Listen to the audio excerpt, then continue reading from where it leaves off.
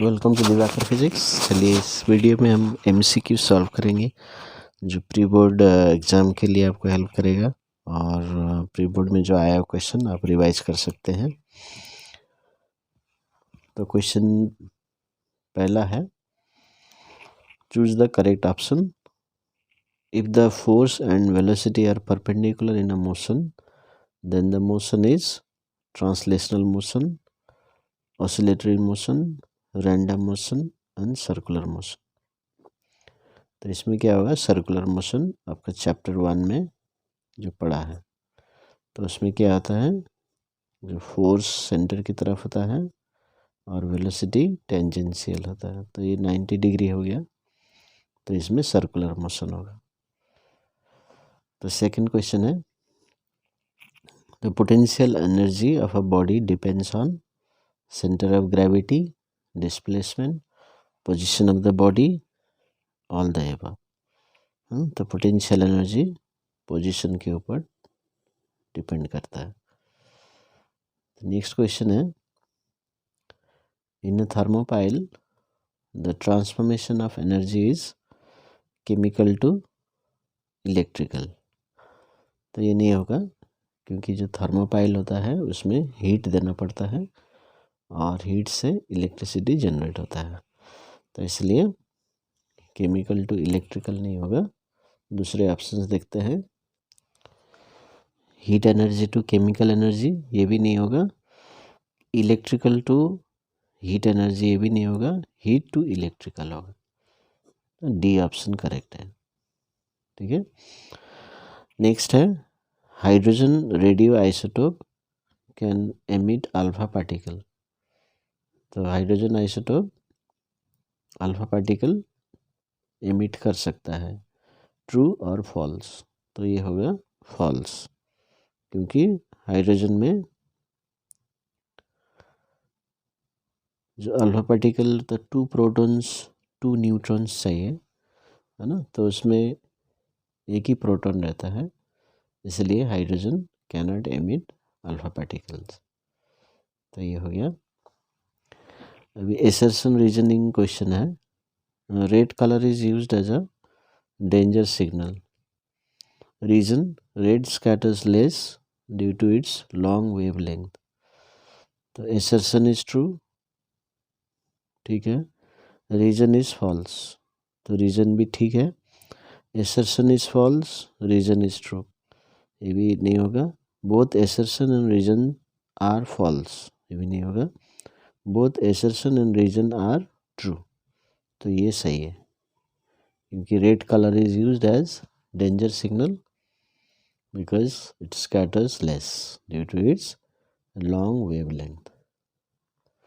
Next question है, Rahul used a convex lens of focal length 25 centimeter in his spectacle. The power of the lens is plus 25 diopter minus 25 diopter minus 40 plus 40. तो इसमें जो होता है power का formula है 1 by focal length, तो 1 by 25 centimetre यानी कि 100 बाई 25 ये मीटर। तो ये हो गया। अभी इसको मीटर में जब हम कन्वर्ट करते हैं 25 बाई 100, तो मैंने ऊपर 100 ले गया तो 4 आ गया, ठीक है। तो ये हो गया डायप्टर। तो 4 अभी -4 +4 दिया है, तो यहाँ पर देखिए कन्वेक्स लेंस का फोकल लेंथ पॉजिटिव होता है, पॉजिटिव, तो इसका पावर भी पॉजिटिव होगा। तो डी आंसर होगा। कन्वेक्स लेंस का पावर पॉजिटिव, कॉन्केव का नेगेटिव, क्योंकि फोकल लेंथ के हिसाब से हम देखेंगे। नेक्स्ट क्वेश्चन है, two sounds P and Q have same frequency and same wave forms but their amplitudes are 45 micrometre and 54 micrometre. P is shriller, Q is grave. तो यहाँ पर सेम फ्रीक्वेंसी है तो श्रिलनेस सेम होगा, तो ये नहीं होगा। P is grave, Q is shriller, तो ये होगा ही नहीं। P is louder than Q. अभी यहाँ पर बताया है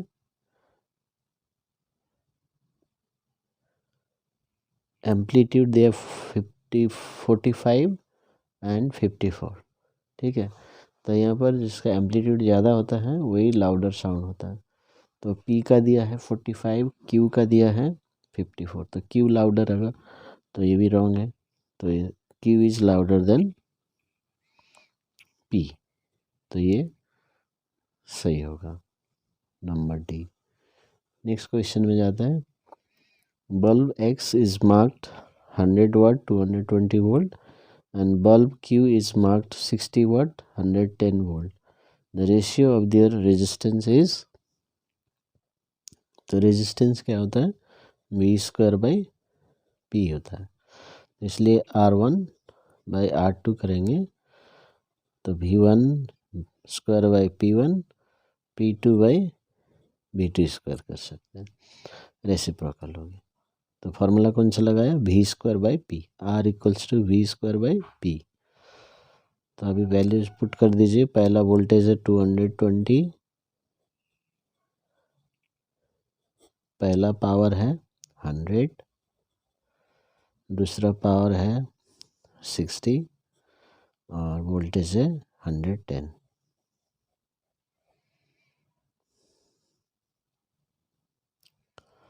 इसको कैंसिल कर दीजिए, 2 2 0 0 कैंसिल, 2 5, तो ये 12/5 हो गया।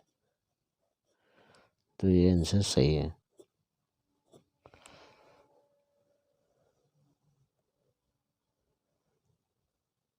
नेक्स्ट देखिए, the resistivity does not depend on nature of the material.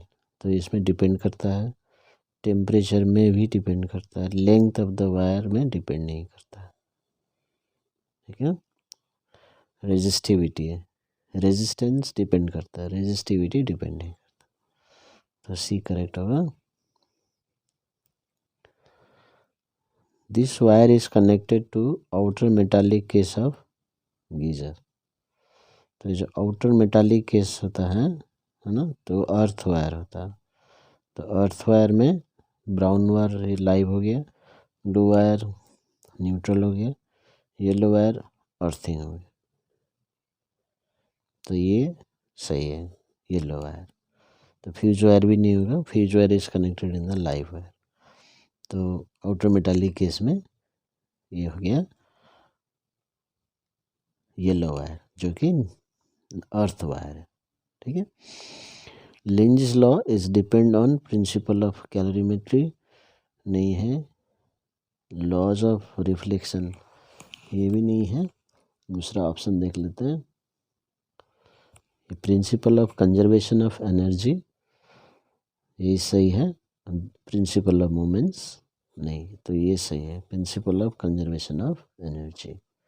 तो उसमें जो इलेक्ट्रोमैग्नेटिक इंडक्शन होता है उसमें क्या होता है, mechanical energy is converted into electrical energy, तो वो लेंज़ेस लॉ बताता है।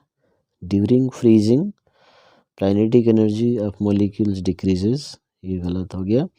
पोटेंशियल एनर्जी इंक्रीजेस, गलत हो गया। काइनेटिक एनर्जी डिक्रीजेस, तो इसकी वजह से गलत होगा।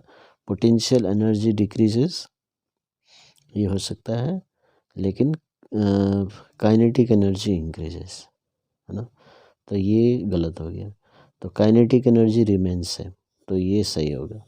तो हमेशा याद रखिए, फ्रीजिंग में टेम्परेचर कांस्टेंट है, तो टेम्परेचर कांस्टेंट है तो काइनेटिक एनर्जी कांस्टेंट होगा,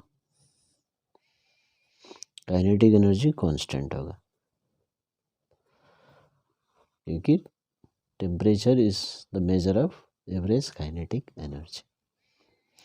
which of the following doesn't depend on the mass, latent heat, ये मास के ऊपर डिपेंड करेगा।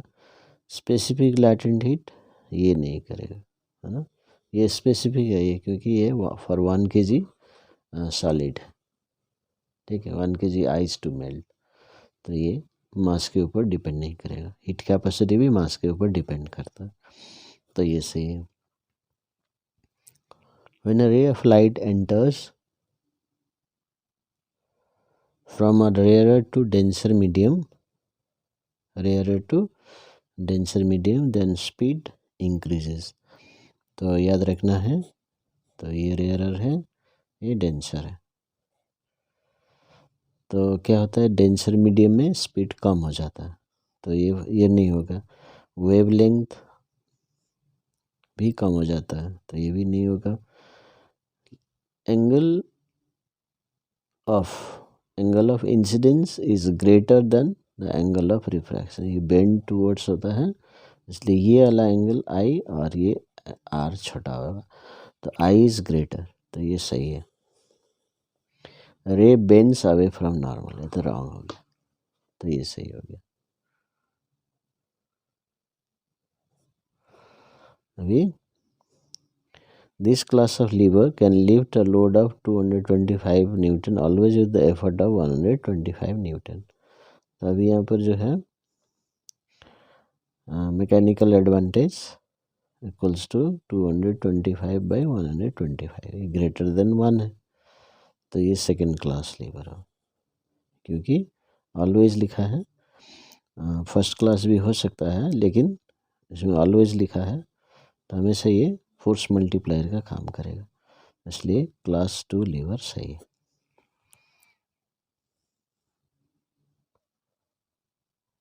क्वेश्चन इस तरह से है, name the principle on which a lever works.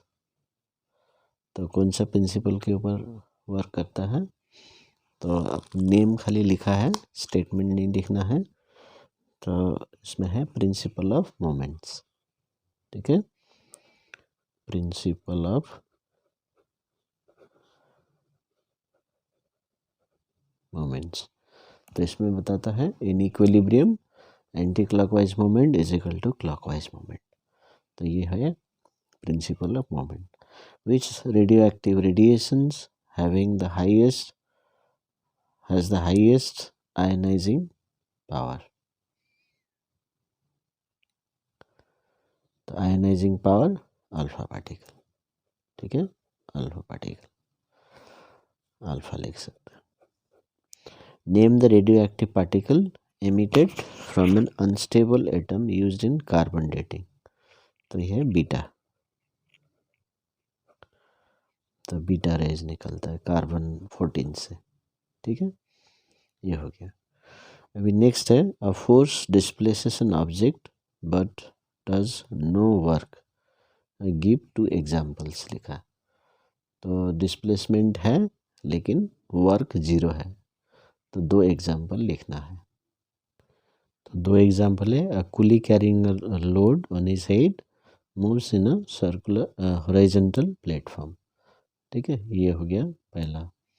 और दूसरा है, work done by centripetal force in a circular motion.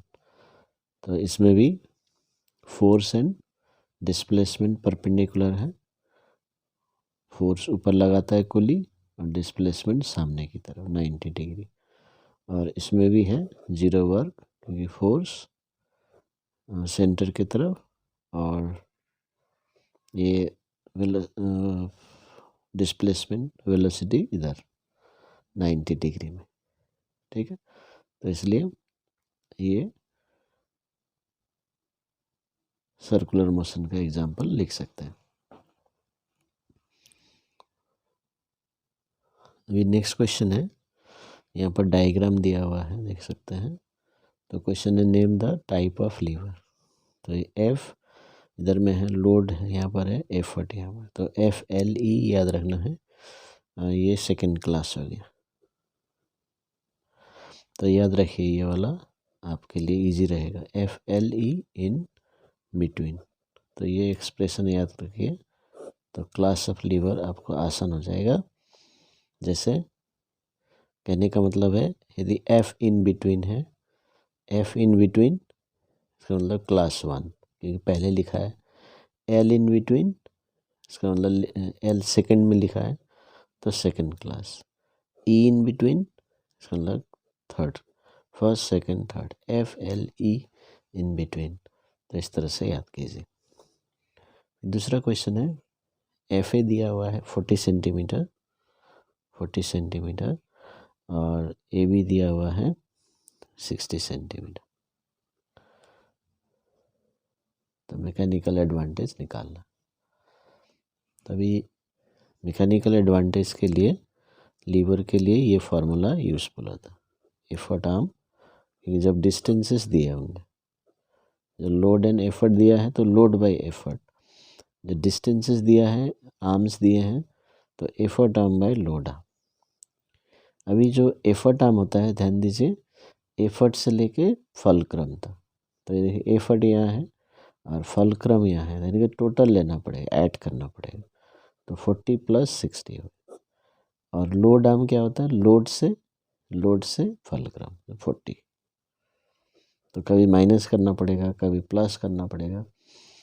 तो इसमें याद रखिए, एफर्ट आर्म होता है एफर्ट से फलक्रम, और लोड आर्म होता है लोड से फलक्रम, यानी सब डिस्टेंसेस फलक्रम से मेजर करते हैं। सो 100/40 2.5 है। तो इसका यूनिट नहीं होता है। नेक्स्ट क्वेश्चन है, ये काइनेटिक एनर्जी से है। तो इसमें find the ratio of final and initial kinetic energy if the mass of a moving body is doubled and its velocity is half.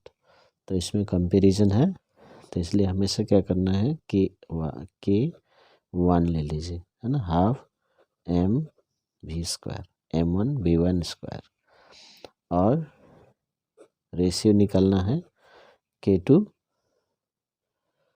अच्छा, यहाँ पर फाइनल, तो मैंने इनिशियल पहले लिख दिया, कोई बात नहीं, लास्ट में आप चेंज कर सकते हैं, हाफ m2 v2²।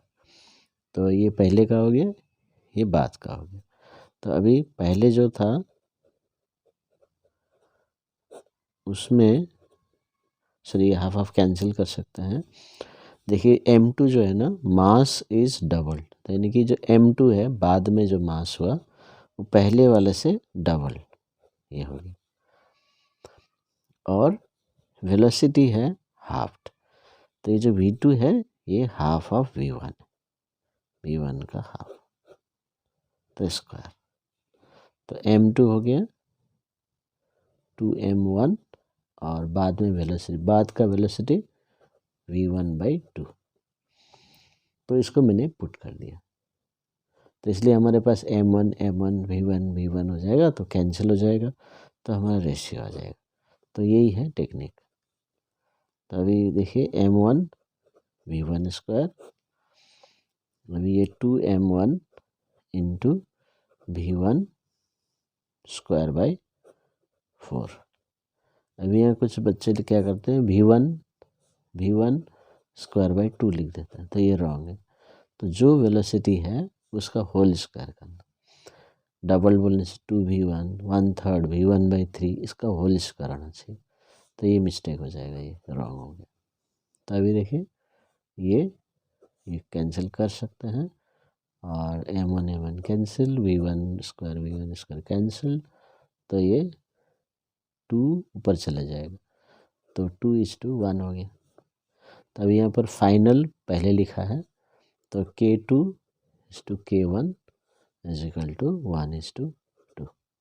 तो इसलिए आप चाहे पहले K2/K1 ही लिखे, ठीक है, तो ये कोई प्रॉब्लम नहीं है।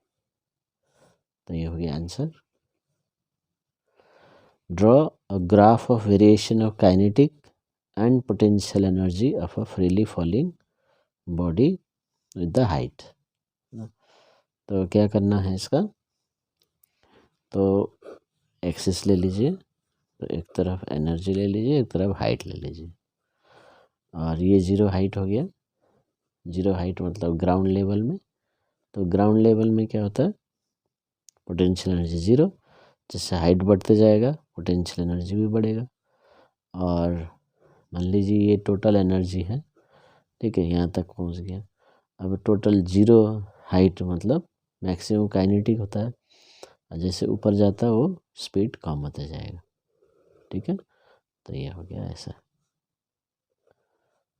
तो ये हो गया पोटेंशियल एनर्जी U, और ये हो गया K। तो ये हो गया ग्राफ, और आपको हमेशा एक्सिस के डिस्क्रिप्शन लिखना चाहिए, ये इधर E इधर H। Find the equivalent resistance between A and B. तो ये हमारा दिया हुआ है सर्किट। R इज 2 ओम है ना, तो ये हो गया 4 ओम, 2 इंटू 2, ये हो गया 4 ओम, ये भी हो गया 4 ओम, और ये 2 ओम हो गया। अभी यदि हम देखते हैं तो ये दोनों सीरीज में है ना, यहाँ से लेकर यहाँ तक एक ही पाथ है, तो ये दोनों सीरीज में है, तो इसलिए RS इज इक्वल टू 4 + 4, तो 8 ओम। अभी ये दोनों के बदले में एक ही रेजिस्टेंस आया, तो वो रेजिस्टेंस इसके साथ पैरेलल में हो, ठीक है ना। तो आपका सर्किट यदि आप ड्रॉ करेंगे तो इस तरह से बनेगा। ये हमने कुछ भी नहीं किया, इसको ऐसे ड्रॉ कीजिए। अभी ये दोनों का सीरीज इक्विवेलेंट है 8 है, तो यहाँ पर आप ये दोनों पॉइंट के बीच में 8 ओम लगा, और यहाँ पर 4 ओम है। तो अभी हम देख सकते हैं ये दोनों 4 और 8 ये पैरेलल में, ये तीनों सीरीज नहीं ले सकते, ठीक है, क्योंकि यहाँ पर एक्स्ट्रा पाथ दिया है, तो ये दोनों पैरेलल में।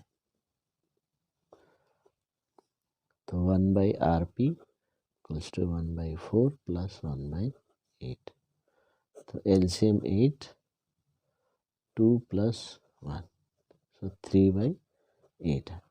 तभी कुछ बच्चे क्या कर लेते हैं, इसी को रेजिस्टेंस मान लेते हैं, तो ये एक्चुअली 1/RP है, तो RP हो जाएगा 8/3, ठीक है। तो अभी हमारे पास ये दोनों को भी सॉल्व कर लिया, तो हमारे पास अभी नया सर्किट हो जाएगा ये। तो ये 2 ओम, ये दोनों मिला के 8/3 ओम, और ये 2 ओम है ही, इसको कुछ नहीं किया। अभी देखिए एक ही पाथ में आ गए, तो इसलिए फाइनल रेजिस्टेंस हो गया 2 + 8/3 + 2। इसको आप सॉल्व कर दीजिए, चाहे तो यहाँ भी सॉल्व कर सकते थे। तो 4 + 8/3, तो 20/3 आ जा रहा है, तो ये 6.67 ओम। तो ये हो गया आंसर। अभी तो एक बार फिर से देख लीजिए, तो ये दोनों सीरीज, फिर इसके साथ ये पैरेलल, फिर इसके साथ तीनों series. Name the waves used for echo depth sounding, तो ये हो गया अल्ट्रासाउंड, अल्ट्रा साउंड भी लिख सकते हैं, अल्ट्रासोनिक साउंड भी लिख सकते हैं, ये दोनों राइट है। How is the radiation just beyond the violet end of the visible spectrum detected, तो यहाँ लिखेंगे by observing the change in colour of silver chloride solution to brown और ब्लैक। तो आपने यहाँ पर सिल्वर क्लोराइड सोल्यूशन यूज़ किया, और उसका कलर वाइट से वो ब्राउन हो जाता है, तो वो देख के पता चलता है कि अल्ट्रावायलेट है। तो वायलेट एंड वायलेट अल्ट्रावायलेट हो गया। इंफ्रारेड के पास रेड के पास रेड एंड के पास इंफ्रारेड होगा, ठीक है, वो हो गया ब्लैक एंड बल्ब थर्मामीटर से करना है। तो इसमें कन्फ्यूजन होता है, अच्छे से पढ़ सकते हैं।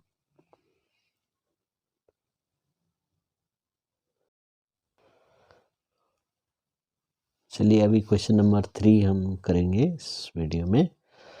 तो इस क्वेश्चन नंबर 3 में लेंस से क्वेश्चन है। Lenses A and B are made of material with refractive index 1.35 and 1.45 respectively, है ना। तो दो लेंस है। नेम द लेंस A और B with higher optical power। तो अभी इसमें क्या होता है, जैसे जितना ज़्यादा रिफ्रैक्टिव इंडेक्स होगा उतना ज़्यादा बेंडिंग होगा। तो इसका जो 1.45 दिया है बी का, ये ज़्यादा रिफ्रैक्टिव इंडेक्स है, तो ये ज़्यादा बेंड करेगा तो फोकल लेंथ कम होगा, तो उसका पावर ज़्यादा होगा। ठीक है, तो ये हो गया आंसर बी। रिफ्रैक्टिव इंडेक्स ज़्यादा होगा, रिफ्रैक्टिव इंडेक्स ज़्यादा होगा तो बेंडिंग जल्दी करेगा, तो फोकल लेंथ कम होगा, तो फोकल लेंथ कम होगा तो ज़्यादा पावर होगा। और रिफ्रैक्टिव इंडेक्स कम है तो ये थोड़ा कम बेंड करेगा, तो ये ऐसा है, तो फोकल लेंथ ज़्यादा हो जाएगा, पैरेलल रे फोकस से जाता है, तो ये हो गया। तो B, name the lens which form virtual erect and magnified image. तब इसमें लेंस इसमें से नहीं, अलग से क्वेश्चन है। वर्चुअल, तो वर्चुअल दोनों से होता है, कन्वेक्स कॉन्केव दोनों से होता है। इरेक्ट तो होगा ही, वर्चुअल होने से इरेक्ट होगा। और मैग्नीफाइड इमेज तो ये हो गया कन्वेक्स, क्योंकि कॉन्केव हमेशा डिमिनिस्ड इमेज बनाता है, डिमिनिस्ड वर्चुअल, तो कन्वेक्स हो गया। Name the wire and its colour where fuse is connected. तो फ्यूज लाइव वायर से कनेक्ट होता है ना, लाइव और फेज वायर। इसका कलर क्या होता है, ब्राउन। यदि आप रेड भी लिखते हैं तो सही हो जाएगा। ठीक है, okay. Name and draw the device that converts high alternating EMF to a low alternating EMF. तो नेम बोला है, तो ये क्या हो जाएगा, स्टेप डाउन ट्रांसफार्मर। तो ये हो गया, थर्ड का आंसर हो गया स्टेप डाउन ट्रांसफार्मर। तो इसका डायग्राम बनाना है। तो डायग्राम में आपको एक कोर बना लेना है, सॉफ्ट आयरन कोर, और आप चाहे तो इनपुट इधर आउटपुट या इनपुट इधर आउटपुट या इनपुट या आउटपुट है, कहीं भी बना सकते हैं आप। ठीक से लेवलिंग करना है। ठीक है, लेवलिंग करेंगे तो कोई डाउट नहीं रहेगा।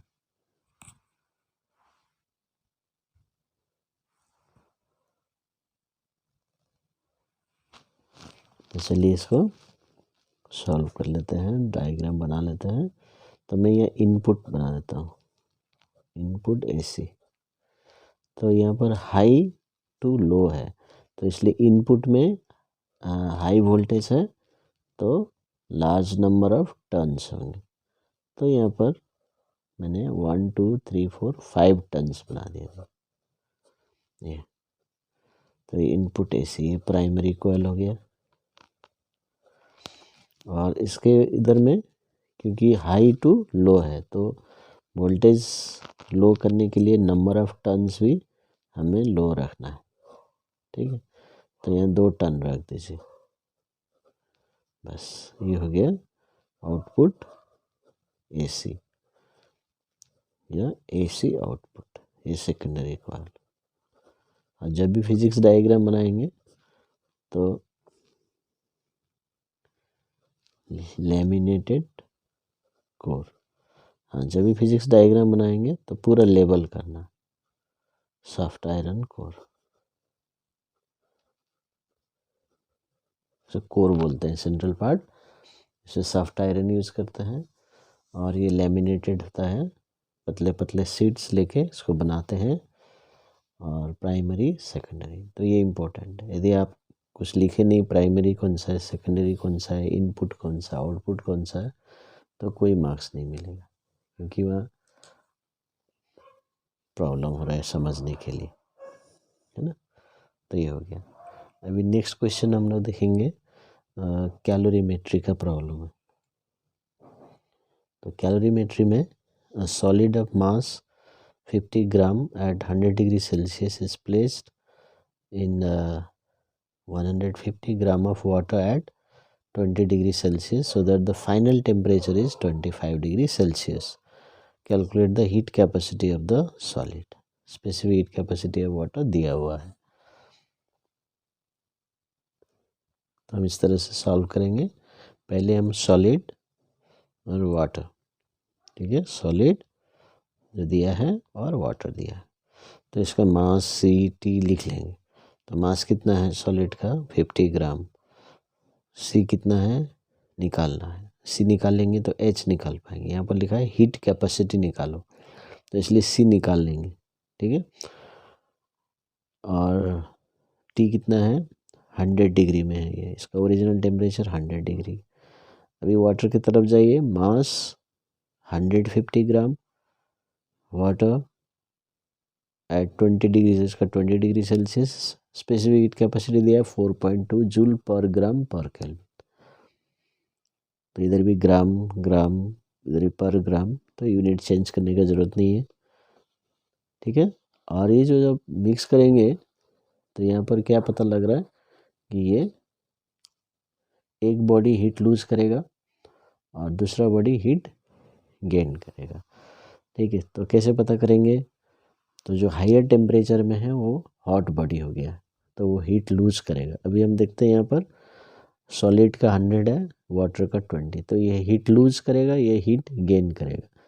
इसकी वजह से देखिए फाइनल टेम्परेचर इससे कम आएगा, 25 में आ गया, और इससे बढ़ जाएगा क्योंकि ये कोल्ड बॉडी है। तो फाइनल टेम्परेचर दोनों का 25 डिग्री सेल्सियस। तो अभी यहाँ पर कोई फेस चेंज नहीं हो रहा है, मेल्टिंग फ्रीजिंग नहीं हो रहा है, तो इसलिए हम heat lost by hot solid is equal to heat gained by water ये ले लेंगे।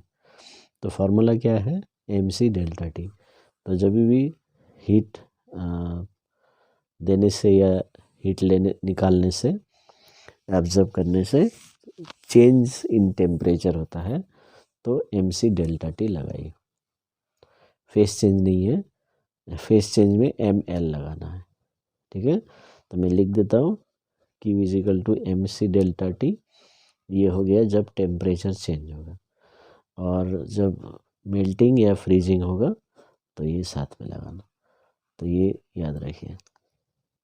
तो अब हीट लॉस्ट बाय सॉलिड क्या है mc डेल्टा टी। यदि आप चाहे तो अलग से निकाल सकते हैं, बाद में फिर इक्वेट कर सकते हैं। तो मास ऑफ, देखिए मैंने सब लिख के रखा है, अभी मैं पुट करूँगा। मास 50, सी पता नहीं है, डेल्टा टी। अभी डेल्टा टी लिखने में दिक्कत होता है बच्चों, तो आपको दिक्कत नहीं होगा। अभी समझ जाइए, जो भी सब्सटेंस ले रहे हैं सॉलिड, उसका इनिशियल टेम्परेचर और फाइनल टेम्परेचर उसके ऊपर फोकस कीजिए। वाटर या कोई दूसरा है उसको छोड़ दीजिए। अभी हमने सॉलिड का लिया है, तो सॉलिड का पहले 100 था, बाद में 25, तो कितना चेंज हुआ 100 माइनस 25, बस इतना ही करना है। ठीक है, ये 20 से कंफ्यूज नहीं होना है, वो वाटर का है। अभी वाटर का ले लेते हैं। मास ऑफ वाटर 150 ग्राम, सी दिया है 4.2 ग्राम, ग्राम है यहाँ पर इसलिए चेंज नहीं होगा यूनिट। डेल्टा टी फिर से देखिए, अभी वाटर का जब हम देखते हैं तो हमें इसको नहीं देखना। तो वाटर का पहले था 20, अभी हो गया 25, कितना चेंज हुआ 25 माइनस 20। ठीक है, तो इसको आप सॉल्व कीजिए। इसको आप सॉल्व कीजिए। यदि आपको आइडिया मिल जाता है कि ये 50 इंटू सी, मास इंटू सी होता है एच, तो आप इसको कैंसिल नहीं करना, इसको एच लगा के डायरेक्ट आंसर निकाल सकते हैं। लेकिन यदि आप चाहते हैं पहले सी निकाल लें, जैसे मैंने यहाँ निकाला है, तो ये 50 या 150 है, 3 से कैंसिल किया, छोटा हो गया नंबर, बाकी कैलकुलेशन करके ये आ गया। ठीक है, 21/25, तो ये हो गया सी। तो अभी एच निकालने बोला है, तो m इंटू सी। तो मास किसका ये h है, किसका हीट कैपेसिटी निकालने बोला है सॉलिड का, तो इसलिए 150 केजी ग्राम नहीं लेंगे, कंफ्यूज नहीं होना। सॉलिड का हीट कैपेसिटी तो सॉलिड का मास लेना है, सॉलिड का सी लेना है जो हमने निकाला है। तो ये आ गया 42। तो इस तरह से निकालना। अभी नेक्स्ट क्वेश्चन है इसका, देखिए। तो यहाँ पर आप देख सकते हैं, name and define the nuclear process which is use for generating electricity. तो अभी इलेक्ट्रिसिटी जनरेट करने के लिए न्यूक्लियर प्रोसेस कौन सा है। न्यूक्लियर प्रोसेस दो टाइप के हैं, फिशन और फ्यूज़न, है ना।